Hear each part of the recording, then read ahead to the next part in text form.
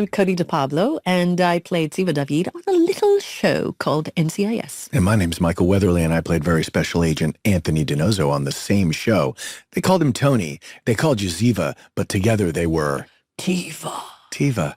And so this podcast, which we are calling Off Duty. Off Duty, because we're pretty off duty. Because we're relaxed. Yes. And it's been a decade since we really shared a camera and a microphone. Yes. And we've never really done this, where we're going to look behind the curtain a little bit, and we're going to investigate the show, the relationships, the actors, the producers, the directors, the crew. And we're going to have some pretty special guests. Sean Murray, Joe Spano. And then people from the universe like Eric Christian Olsen and Daniela Rua. We shouldn't tell all the secrets because we don't want the cat to get out of the bag. And yes, and we promised 25 episodes for now. Are you ready to do 25 of these? I'm ready. Okay. This is 25 instances where I'm going to try and make you laugh and cry. I'll probably be the one who cries. All right. I think you're right about that. Let's do this thing. So talk to me about what you remember from 20 years ago. Anything? No. Okay. Maybe a helpful montage? Oh, that would be great. Let's see one. In the fall of 2003, America was going through the growing pains of a new millennium. It was 2 years after 9/11, the largest domestic terror attack in American history. And President George W. Bush had just begun a war that would last the better part of 2 decades. And The Apprentice, a soon-to-be popular reality show, hosted by some guy no one would ever hear from again, began shooting its first season. But most importantly, a global phenomenon started. Not the Da Vinci Code, not the Pirates of the Caribbean franchise. Those things also happened in 2003, but most importantly, on September 23rd at 9 p.m. Eastern on the CBS television network, a show premiered that no one had ever seen the likes of before. Well, except for a few episodes on the show JAG, but not in its own time slot. It was called Navy Naval Criminal Investigative Service, or Naval Criminal Investigative Service, or NCIS. All right, Michael, you're blowing it. Let me take it from here. NCIS would become one of the most successful television franchises in history. It would spawn 20 seasons and counting, 3 spin-offs, and win dozens of awards. It has been one of the most watched scripted television shows for the past 15 years and was watched by 300 million people just this last year. But what made NCIS so special? Well, it wasn't just a group of quirky characters. It was a dysfunctional family solving crimes together that set the template for crime shows to come. Whether it was Gibbs and his rules, Ducky's sage advice while disemboweling some corpse, Mickey's side-eye glances, or Abby's hacker persona, and unconventional approach to, well, everything, NCIS made us feel at home week after week. In this podcast, we are going to go back in time and rewatch and revisit NCIS starting with season 3 when someone new joined the cast. Yep, it's me, Ziva David. We'll have fan favorites like Sean Murray, Brian Dietz, and Sasha Alexander join us as we get behind the scenes, share stories, and rehash why the show captured the hearts of America. So come on this nostalgic adventure with us as we take some off-duty time to explore NCIS.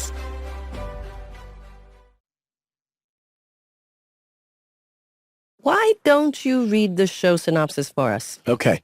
Now, a show synopsis, you know what that means? It means I'm gonna nutshell it for you. Here's the show synopsis. There's a quirky team of agents that work for a really unknown agency. Doesn't matter. Their relationships in something called NCIS is what makes every adventure brand new, dynamic, musical, and fun, and created this show by one of the most impressive television talents in the history of the medium, Donald P. Bellisario, who created Magnum P.I., JAG, Quantum Leap, Airwolf, and guess what? Lots of other things. He wrote on Battlestar Galactica, the original. He wrote Baba Black Sheep, which James Whitmore Jr. was. I'm saying I didn't nutshell it. No, you couldn't, because it's actually too big for a nutshell. I think you just made the point. Oh, nuts. Well, I guess that's why we need 25 episodes, right, to talk about all this stuff. I want to start asking you questions because I want Okay, to yeah, let's know loosen this up. about. Well, I want to know about you. I want to know about you, about how you got started, about how you booked this. Oh, it's a lot. Take me to the beginning, Michael. You want my NCIS history? I do. I was working with Peter Bogdanovich in Australia, and we're going to talk about this with a few of our guests in the future. But I had a magical dinner with Don Belisario and his family. And after the dinner, Don offered me the job.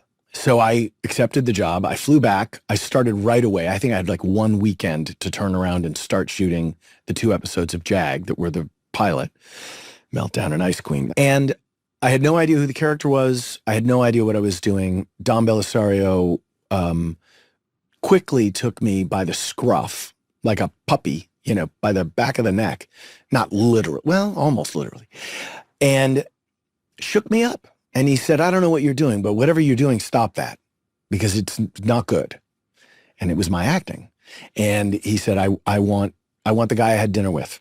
I want you. I don't give a fuck what you do as far as the script goes. Fuck the script. I wrote it. Don't do it because, or we'll replace you with somebody who can do it. But I want to see that guy and I don't care about the rest of it. And it shook me to my core because here I was 13 years into what I thought was a professional career. And I had this guy telling me I couldn't do it. And he was, you spend all this time with like script supervisors and beautiful people doing wonderful jobs, but they're correcting you. So you start to become really self-conscious and locked in and more stiff and uncertain and unsure about your own flavor and fervor and your own spirit. And it dies if you don't nurture it and nourish it. And here was this guy going, that's what I want. The heart. I don't give a shit how your cheekbones look. And if you keep posing like that, Weatherly, I'm going to slap the back of your head, basically. Hence the head slap, I think. So what did you do to find DiNozzo? I needed to amuse myself. I needed to tell stories that connected from me. What happened next is over the course of those 2 years of experimentation, I went to the edges. DiNozzo became incredibly inappropriate. DiNozzo became this wisecracky guy ad-libbing with all these movie references. He became somebody very vain and concerned with his hair and everything, but not as a good thing, as like a character fault. And that was me poking fun at my own background in soap operas and being concerned about the way you look, which inevitably happens. I covered my dressing room mirrors with paper so that I did not see my reflection. I didn't want to go into the hair and makeup trailer because I didn't want to think about it. And I became basically a little actor terrorist. And I ran around blowing things up. And at a certain point, I turned to Sasha Alexander and I said, I don't care. I'd rather they fired me. I'd rather not do it. Because the way it felt before, I couldn't stand it anymore. And then I put all these pieces together and I found through those first 2 seasons, glimpses of what it could be. Like little aperture, little flashbulb moments of like, oh, that felt good. Ooh, what if I do that? So I started coming in with all these ideas and watching all these movies with Cary Grant and thinking, what did he do? How do you do that? And applying so many things to it. My friend Jensen Ackles from Dark Angel, who played this character, Alec, on that show, he was so loose and free. I'm like, maybe I'll imitate him a little bit. And I'm such a bad mimic, it doesn't matter because no one will ever recognize that I'm doing Jensen Ackles. I would do Tom Hanks. I would do Alec Baldwin from, Glengarry Glen Ross. I do whatever came into my mind to amuse myself and piss off pretty much everyone I was working with. But Don would call me. Every once in a while, I would get this Don call saying, you're doing it. You're doing it. Keep going. Keep going. Mark Harmon, would we reload a scene and I'd be getting criticized by the director and he would as frustrated as Mark, I'm sure was with me throughout the whole thing, this exploration, he said, do it. Otherwise, man's reach should exceed his grasp or what's a heaven for? What the hell's DiNozzo doing? I don't know. Gotta go out there. You gotta try. You gotta do stuff that makes you scared. Or else You're just standing on a piece of tape saying bullshit. That's not the show. And so by the time I met you, The Terrorist was fully funded. When your screen test happened, I was not somebody who looked at the words. I was not somebody who cared at all about that. I cared about energy and destabilizing expectation. And that's when we met. So you met somebody who was truly wild. Now talk to me about your journey. Oh, I had been living in New York for a while. After graduating school, I remember auditioning for a couple of years and making a living off acting. I always had a couple of national commercials running. And for some reason, I felt like, well, I'm making it. I'm living off acting and I'm going to yoga classes. And you're trained, right, through college? Yes, I trained. I went to Performing Arts High School. Then I went to conservatory. And so I was technically living off acting, and I could call myself an actress because that's all I did to pay my bills. But at one point, I remember talking to my very good friend, Maggie Beisch, and she said, "Babe, are you acting?" And I said, "Well, I'm paying my bills with acting. I mean, I'm doing national commercials, and I'm doing this, and I'm doing that." And she goes, No, are you acting?" And I said, "I'm auditioning." And she goes, "No, auditioning is not acting. Are you acting?" And I said, no. And that was like a huge moment, like an aha moment.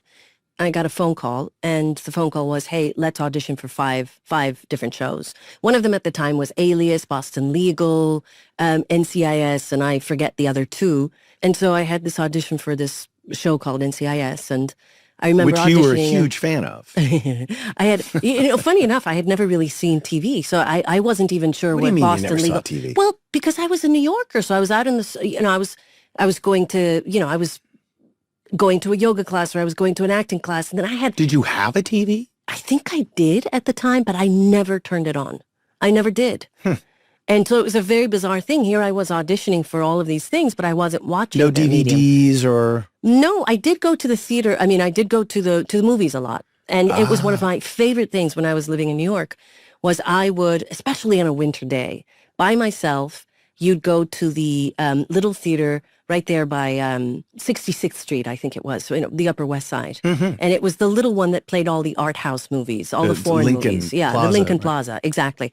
And so I'd go to that like around the 12 noon. No one was there. Maybe two other cats. You know what I would mean? have Like, run no into one me was there a few years and, earlier. Yeah, and I would sit there and I would watch all of these wonderful foreign movies by myself, and many of them I remember just walking down the streets, then wiping my eyes and crying, and I always felt, and I will say this, ever since I graduated, I always felt like that I wasn't hitting the big time, and big time just meant like a job, like a steady job. You know what I mean? That I wasn't there yet. And I was so young, but I had all of these massive expectations, And so every time I went to an audition, I was very eager. I was like, get me the part. Like I felt like I was in chorus line. I was like, I really need this, and so it was a fantastic time. It was very, very young time, full of dreams, very simple time too, because as much as you say, well, I could pay my bills and all of that, my existence was very frugal. Simple, It meager. was. So when you are preparing, and I'm not sure you would even remember this, but you have your 5 auditions coming up, of which one of them is the Navy Naval Orange Criminal Investigative TV show, CSI in the Navy.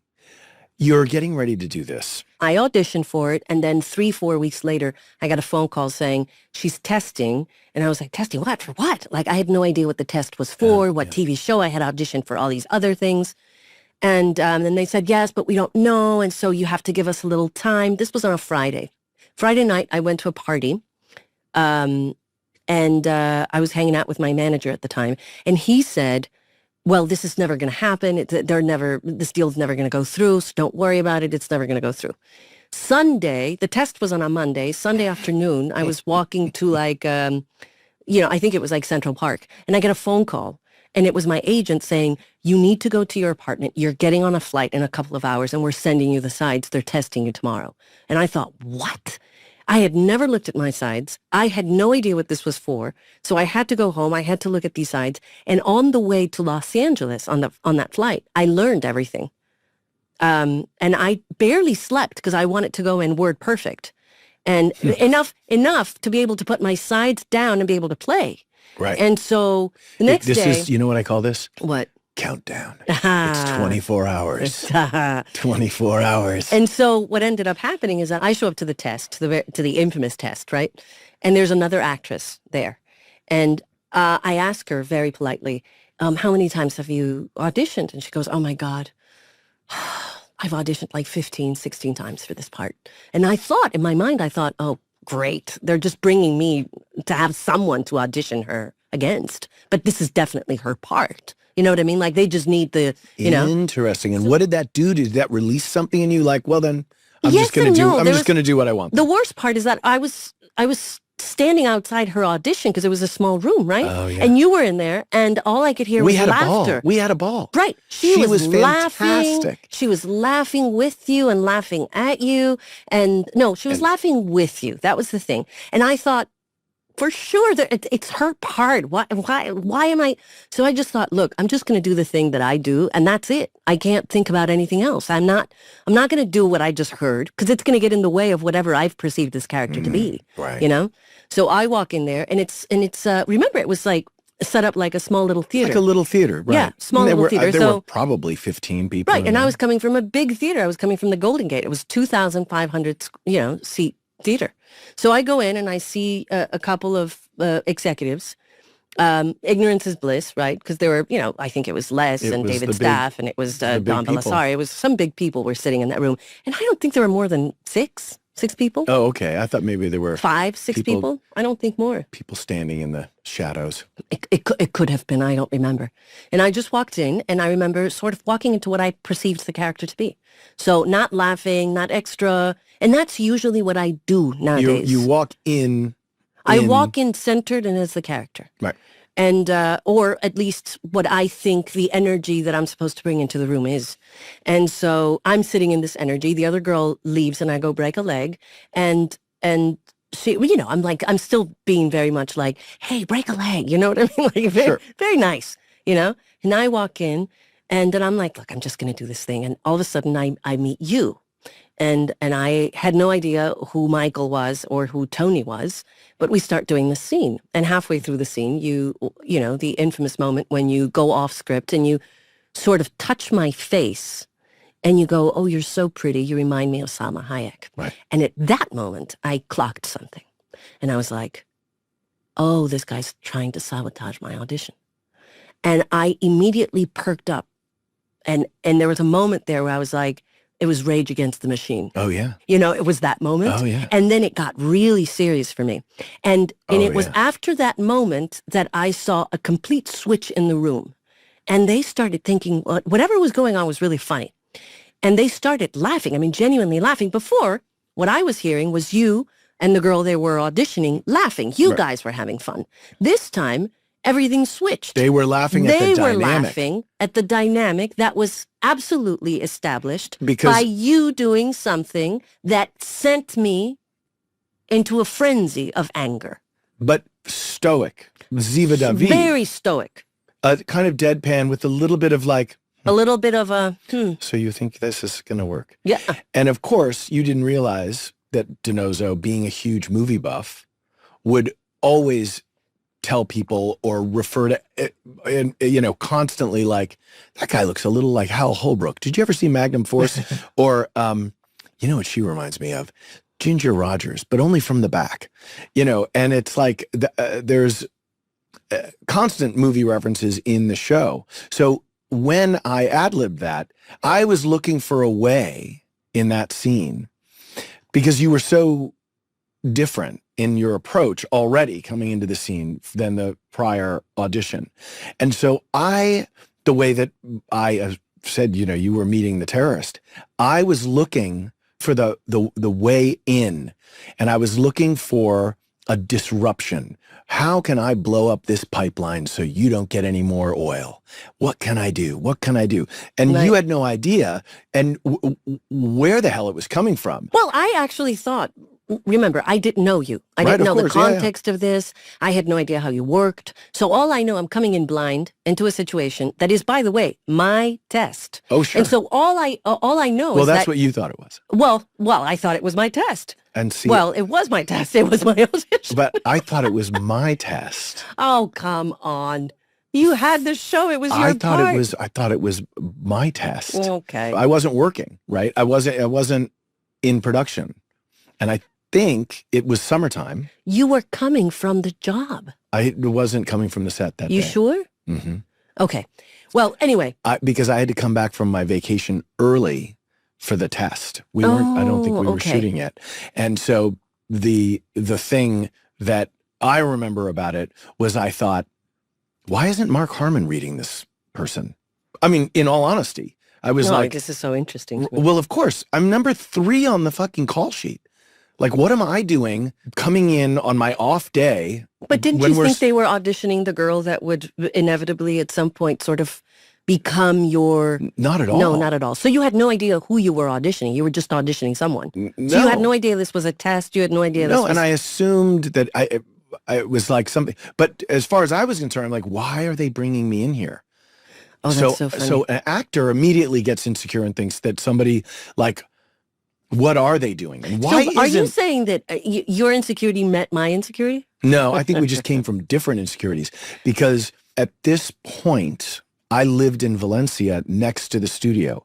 I had pushed all my chips to the middle of the table. I had surrendered pretty much every aspect of my life to the mothership. I was like, I'm going to be a better actor.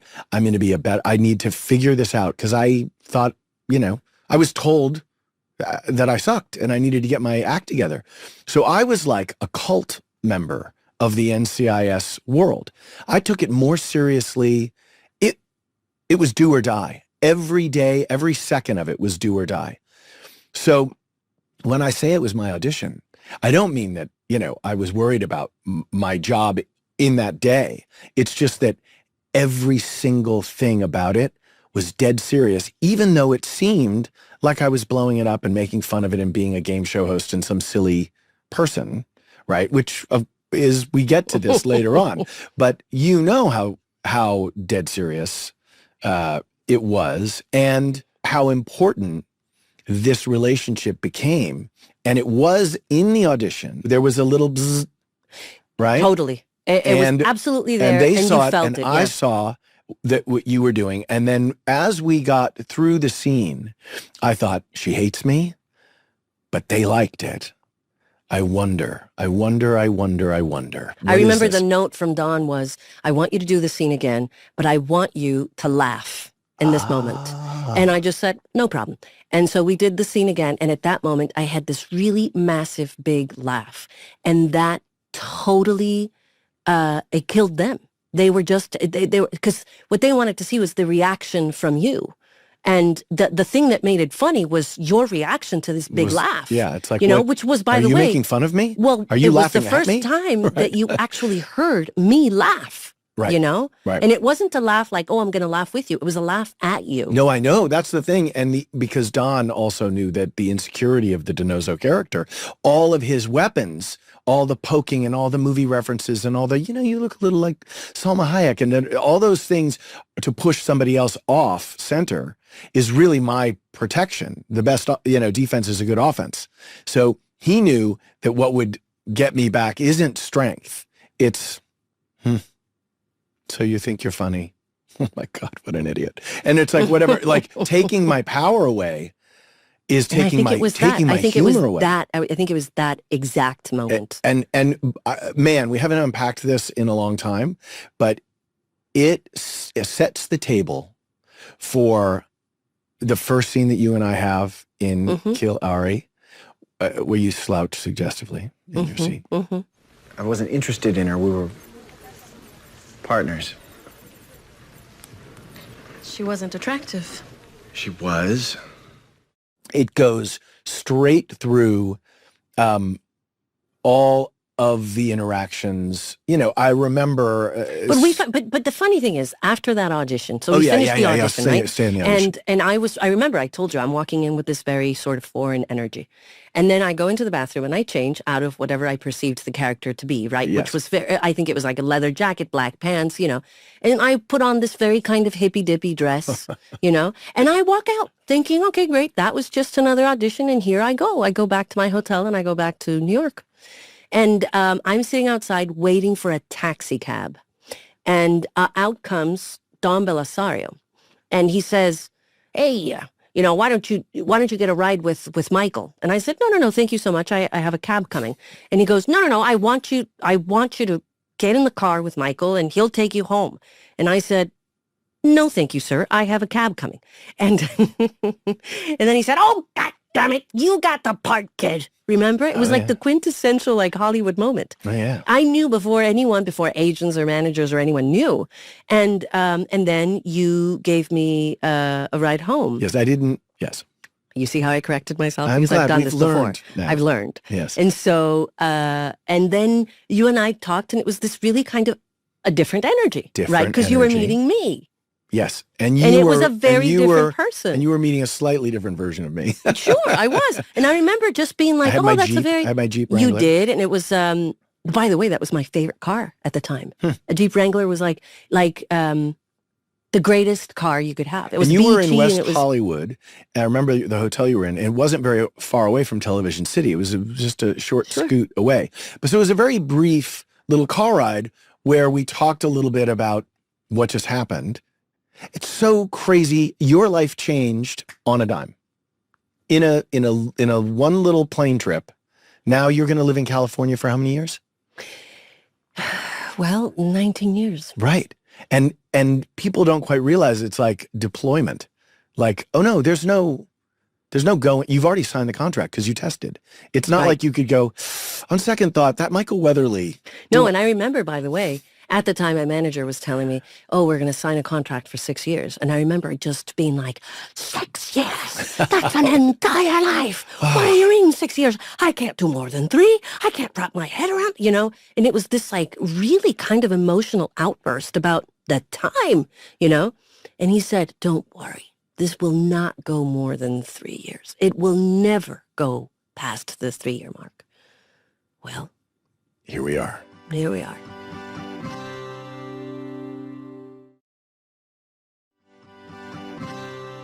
And by the way, time goes by like this. But it's a sort of parallax view of looking, when we both look back at this moment, because I think that in the months after that moment, we could look at that audition. I called it our audition, but you see, I really did feel our audition. Yeah, felt like we were the Ziva Tony audition. In that moment, we were together, and it was this. Did you think anything of me during the audition? Oh yeah. What did you think? Honestly, I thought that your stare. The strength that you held, the moments that you held, the stillness that you held was extremely intimidating. She had a special thing, especially with you, that she violated constantly. And it was disruptive. Very much so. To me, right? But he knew how to get my goat. I don't find you funny. I don't find you.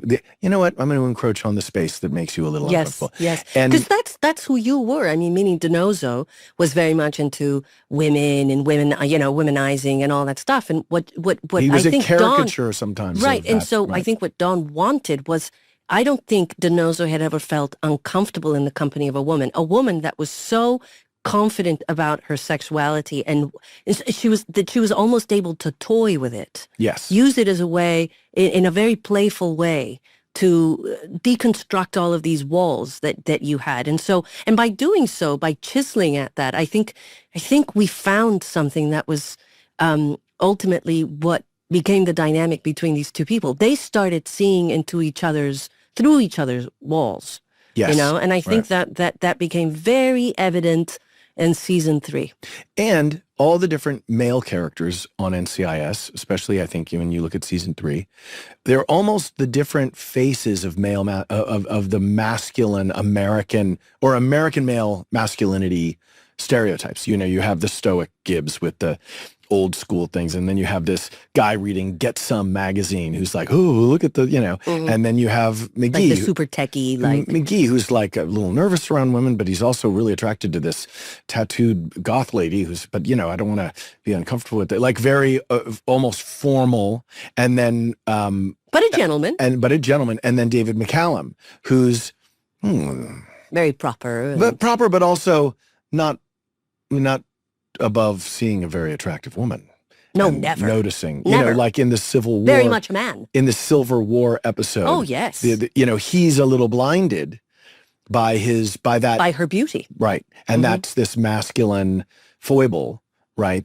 And so it is an interesting take on the show to see all these different facets of masculinity. And I think that what Ziva's really great at, and because you have Jenny Shepard and you have obviously Abby, but you and Sasha had done with Caitlin Todd had created a kind of really strong family member sister, but you kind of came in as like the exchange student, or like you're living with the family for a little while, but just so you can go to school over here, and you're not sure you like the whole thing. And I don't eat breakfast. Let's just be clear, you know. I think that you were able to check Gibbs. You're like, you will respect me. I will respect you, but it will be two ways. That's the elevator scene. White people don't bypass the chain of command. Which is? Me. We clear on that? Officer David. Crystal. With McGee so your femininity and the strength of that really comes, you know, part and parcel with the Ziva character interacting with her relationship with Jenny Shepard, which is outside of the core group down in the squad room. How you're interacting, becoming a member of the team when you're not really a member of the family, but you become this, you know, I think by the end of season 3, it's like nobody can imagine that Ziva hasn't always been a member of the team, even though you're an officer, David, you know. And then you have to go through later in the series the whole, you know, process of naturalization and becoming an American citizen and then becoming an agent. And all that stuff is really like a huge journey that you're, oh, wait, we're going to get to explore it on this podcast called Off Duty. Why are they calling this podcast Off Duty, by the way? I don't know. I think you should answer that. What do you think it is? I think it's these 2 actors that have been playing cops that are now no longer on duty, and they're off, and they're going to get to sort of analyze. I feel like I'm a little amped up right now. You are. Can I ask you a question? Okay, what do you please think loosen me up. What do you think is the special sauce that makes NCIS NCIS? Oh, gosh. Yes. So it's such a good question for all the guests that we have on. I hope we get around to remembering to ask that. You're so good.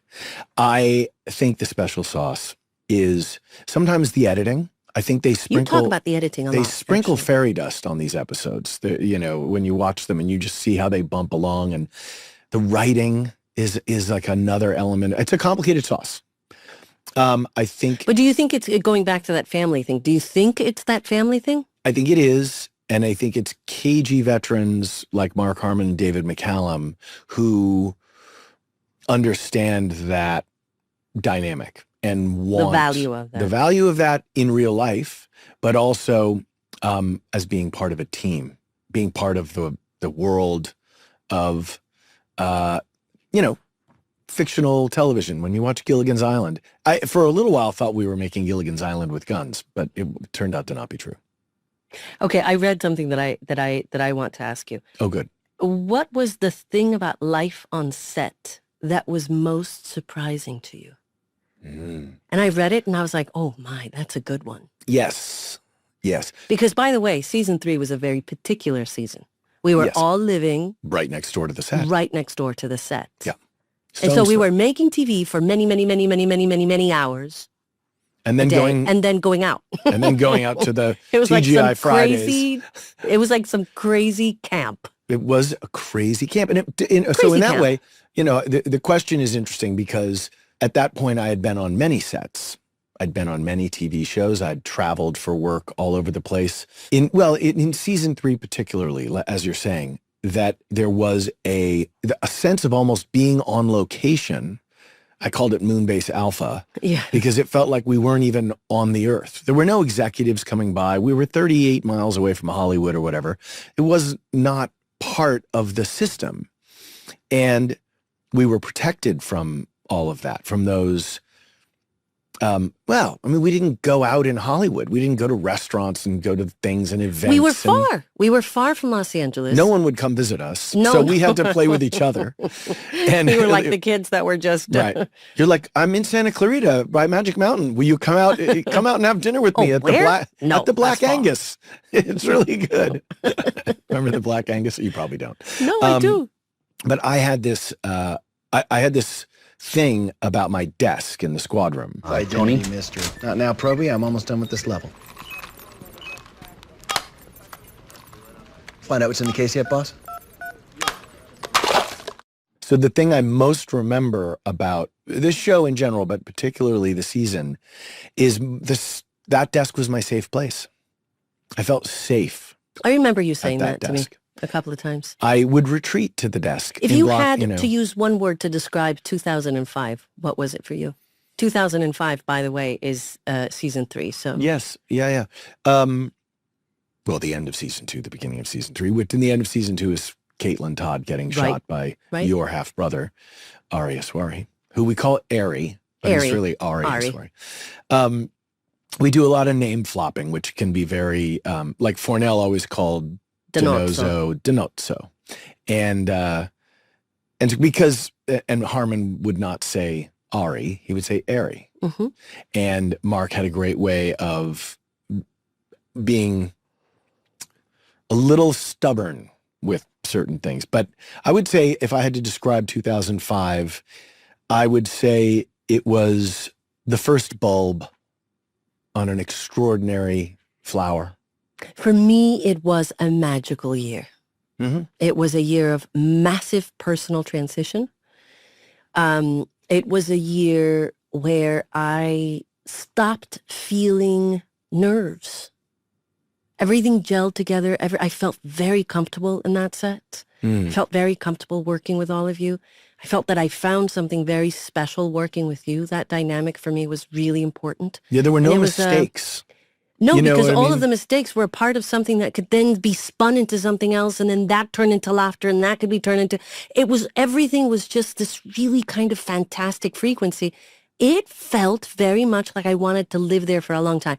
It was kind of... It was unfortunate that it was the first year, because then it was very hard to sustain that level of like, right. You know what I mean? Because you're vibrating at such a high frequency. Yes. You know? Now, it was incredible. And that we get to talk about season 3, it's going back and revisiting such a special time. It is.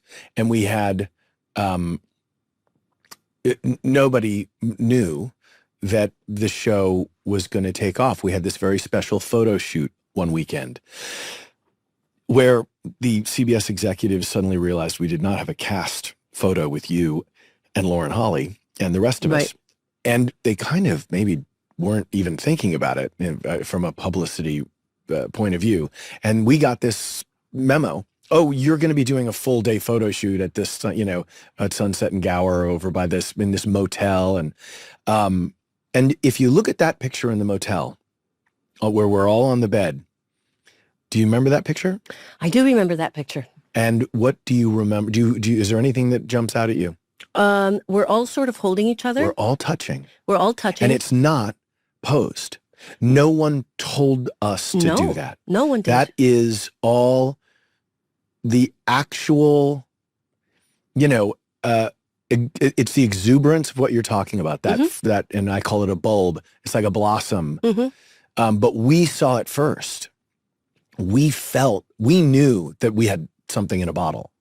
And then everybody came to the party and was like, Hey, the ratings keep going up. I think But you people have like to understand, it was my first party. So you'd been to many parties before. Well, yeah. You knew that this was a special party. I went to a party but it once was and my nobody first. came. Yeah, threw but a I mean, party.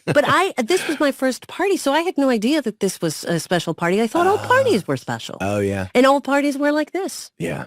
It's So it's a weird thing. Something Mark Harmon would remind us of time and time again. Sure. This is special. Remember this. And of course, no one ever remembers. But then you remember. I mean, you have a tendency to sort of take things for granted. You can do that very easily. You can, and that's such a lesson too. You said it's hard to sustain that awe and wonder and that sense of, but I think we did it for a really long time. I think we did sustain this exploration and this I'll tell you continuing. what, for me, the scenes that I could always rely on that would set me right back into that frequency were scenes that had to do with DiNozzo and things, and the scenes that had to do with Gibbs. Because those two characters for me were such huge pillars of character defining scenes, you know, and I relied so heavily on having these moments. Most of the big sort of emotional transitional moments were explored with those two characters. And both of those relationships were very complex. One was a father relationship with Gibbs.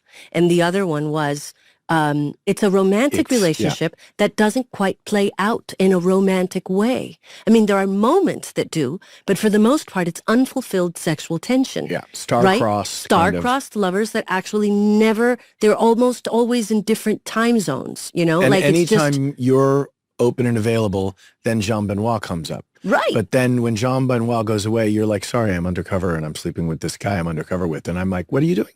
Yeah. And then, which both of our characters did. What would you say the special sauce is of NCIS? I didn't get back to you on that. Well, I would say, I would say it's definitely the family thing. I think you get to see Gibbs, and I've seen now a couple of episodes of season 3, and revisiting this has been just awesome for so many reasons. But it. Where did you watch them when you revisited them? Did you go to? No. Did you go to Paramount Plus? Paramount Plus. Why, strangely, I did the same thing. And if you want to watch new episodes of NCIS, they are right now available on CBS. That sounded almost like a little plug. Yeah, almost. Almost. Well, where else are you going to watch them? Well, I guess actually they're on reruns all over the world. They're all over constantly. the world. Just turn on the TV. Somehow 300 million people figured out how to watch it last year. So but going special back to sauce. Yeah, the special is the sauce. Family. Sorry, but it is the family, right?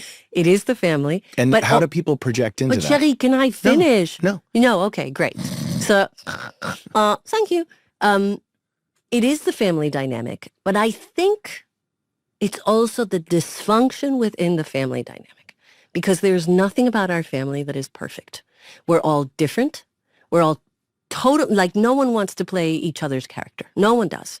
I never wanted to play DiNozzo. I never wanted to be, Abby Sciuto. I wanted to play Ziva. That's the character I wanted to play. I'm picking up what you're laying down. I'm picking up what you're laying down. You know what I mean? And so, you know what I mean? And so, I think there was that imperfect family thing. Mm-hmm. And I think that spoke to a lot of people. Yes. Because I think a lot of people understood the concept of, we're not perfect. We're going to go through our bumpy situations, but at the end of the day, we're going to remain a family.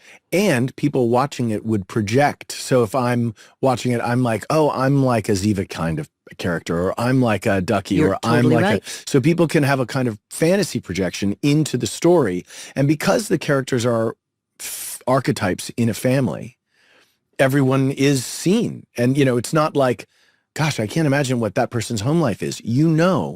Ziva with some ramen noodles cleaning her weapon, right? And DiNozzo by himself in his little junior bed, eating pizza and reading like something that nobody thinks he would be reading, like some case file from something, because he's got to do his homework when nobody's watching.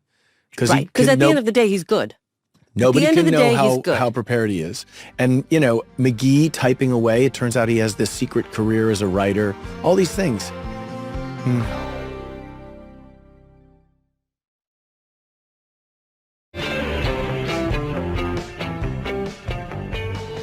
I am ready to play a game.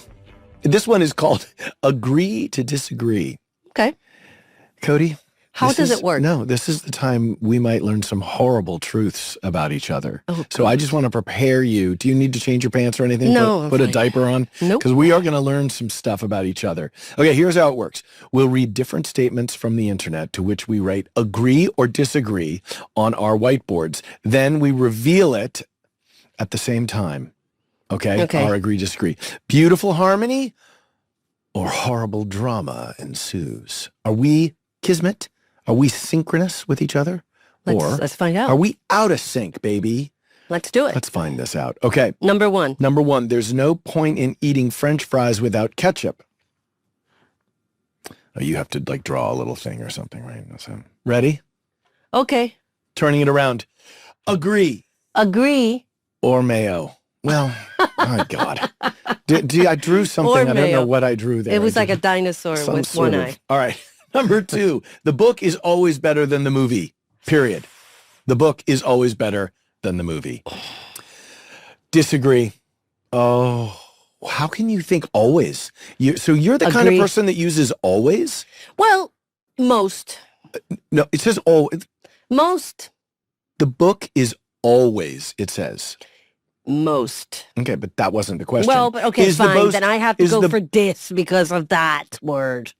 Disagree. Or do you believe that always the book? No, not always, but most.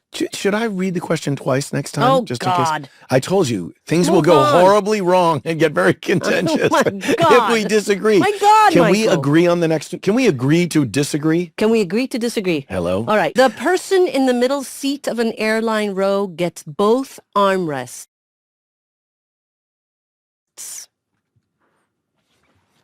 Disagree. Disagree. There we go. I'm with you. You know what? Right here, we're back. We're back. We're back. Back in the saddle, baby. We were not in the same frequency for a little bit there. It was but a now little we're unfortunate. back on track, kitty. I think you should read the next one because we got that last one Okay, right. wait 1 second. This is one of my favorite questions. Oh, good. Number 4, pineapple on pizza is delicious. I don't even have to write this down. Okay, you ready? You look at the little equation I did.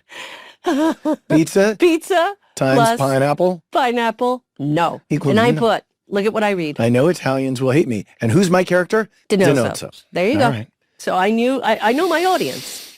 Because but you know what? Tell me why you want that with the cheese. You want that sour pineapple. Look, acidic. when I was a child, acidic. I lived in South America, and my dad, as a treat, once a week would take us to a pizza place called the Lioness. And we would sit there as kids, and he would always say, which pizza do you want? And we would always, as kids, ask for the Hawaiian pizza, which had the pineapple. So it's like a childhood thing for me. Not that I ever, by the way, today get a Hawaiian pizza. But if I were to say I don't think that's okay, that would be bull, because as a kid, that's what I had. It's not a satisfying answer to me. Well, I don't care. I'm not here to satisfy you. I'm here to give you the truth. And I'm telling you my truth is that answer I don't think satisfies anyone except for the freaks that like pineapple on their pizza. Well, guess what? I represent the freaks. Okay.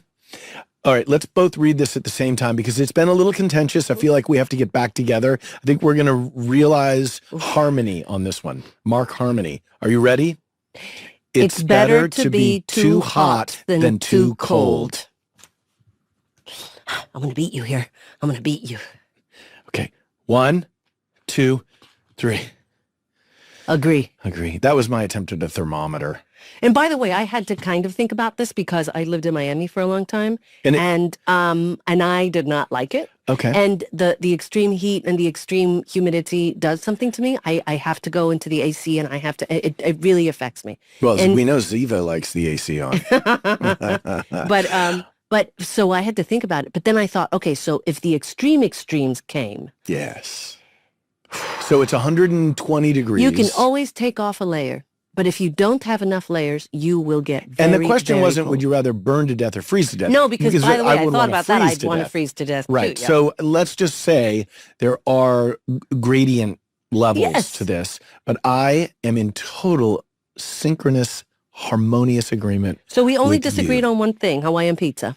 And you know what? If you're going to disagree on something, hey, it's not a deal breaker. If we were married, that wouldn't be so bad. I mean, We'd go to a restaurant and not then I'd say, unless honey, you I brought- want to have the Hawaiian yeah, pizza. but if And you you're brought like, home for the whole fam, just a pizza covered in disgusting pineapple, disgusting is a harsh we word. would be talking to A somebody therapist. very quickly. Yes, I agree. Yes. Yes. Should we just carry I these agree. around with each other? Do you think life can just be brought down to yes and no sometimes? I would love for my life to be simplified in that way. That's such a good question. But because you were talking earlier about the power of no when we were off camera, but it is an extremely important and powerful thing to know when to say no. oh, my mom said that that the I love your greatest mom. thing you could We're learn going to is talk to about say your no. mom a lot. The greatest, greatest thing you could say is the power of no. And then one time, And I think Mark Harmon actually said the same thing. Said, Yes. greatest thing, power of no. the power of no. I don't think that was a Jim Carrey movie. So now we're going to go into fan questions. Is this about an oscillating fan? Like which kind of fan speed do you like? Low, medium, or fast? No. These are actual fans. And by the way, if you're you a mean- fan, you if mean you're fanatics. a fan, fanatics, if you're a fan, you can send your questions to offduty@spotify.com. We have a few questions here pulled from the internet to get us going. I wonder what any of the actors on NCIS would tell their characters if they met them in real life. Oh. What do you think, Tony DiNozzo? Oh. Well, that's really super weird. Okay, you know what? I can do this in my Wayback Machine, which I'm utilizing for this podcast. If I did have an interaction with my character in real life, I'd be, well, it depends what age. If I met the young version of DiNozzo, I would be like, it's okay. It's okay to tell people that you have these feelings. And it's okay you don't have to, I'd get into some therapy. That's what I'd tell him. Call your father. If I had to meet Siva, I would probably say, don't bottle it in. Interesting. Yeah, We that's both it. have similar, we both want to help our characters. Well, I mean, Now, what when you would do so I many say? seasons, you kind of go like, wow. You know what like I'd she say was- to Ziva if I met her in real life? What? I'd say, you look a little like Salma Hayek. See, that's called a callback. So, a fan question here. I need to know how things ended for Tony and Siva. Does anyone have any thoughts? Well, I guess the best answer for that is a ... to be Stay continued. Stay tuned. And it may happen in Europe. So, and this is a very exciting thing for Michael and I, because we have also been talking about that for a long time. Yes. And these things are combined and sort of entwined. And This- also going to be explored. And that's the thing that you and I always wanted to do. Yes, we're going to explore what the happened. characters. Yeah, to these characters. And so it's Why? going to be fun. Yeah, very good. Good question, fan. Well, these have been wonderful, thoughtful questions. Thank you, fans. And if you have other questions, you can reach out to us at offduty@spotify.com. Okay, now every week, as I have explained to you on this podcast, we are going to do segments. And this is a segment that I know Mark Harmon's going to love. Well, actually, a lot of people are going to like this one because I think a lot of people have been fans of this particular thing. And it's called Gibbs Rule. Gibbs Rules. Gibbs Rule of the day, rule number 15, Can I guess? please. Rule number 15 is you don't have to spell Jeff with an F. Mm-mm. What is it? Mm-mm. Always work as a team. Ah, Rule number 15. that's similar to LL Cool J's teamwork makes the dream work. Although I don't think he coined that. He did coin Mama Said Knock You Out. That one. Going back to Cali.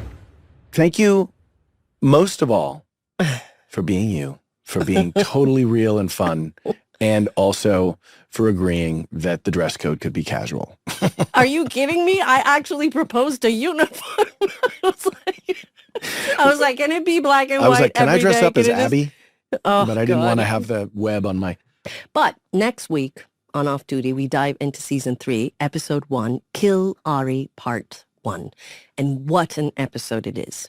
Michael, why don't you give us a teaser on what we have in store? I love the dramatic music. Okay, here we go. In my most dramatic music to match. What? My most dramatic voice. Oh, yeah. I just farted. Oh, God. I think we have that in an episode. We do. It's coming up. Okay, I sure will. And in my most dramatic voice to boot. Here we go. In the aftermath of Caitlin Todd's tragic and unexpected murder at the hands of a rogue terrorist spy, Ari Aswari, the main NCIS team now finds themselves struggling to come to terms with the life-changing event while attempting to arrest Ari for his personal involvement in Kate's death. Gibbs, however, having had enough of federal agencies covering Ari's back, is more interested in avenging Kate's murderer. Meanwhile, things take a turn when Mossad officer Ziva David arrives at NCIS, and it soon becomes clear that she's trying to prevent Gibbs from doing the one thing he's set on, killing Ari. It's season 3, episode 1, Kill Ari, Part 1. Foof!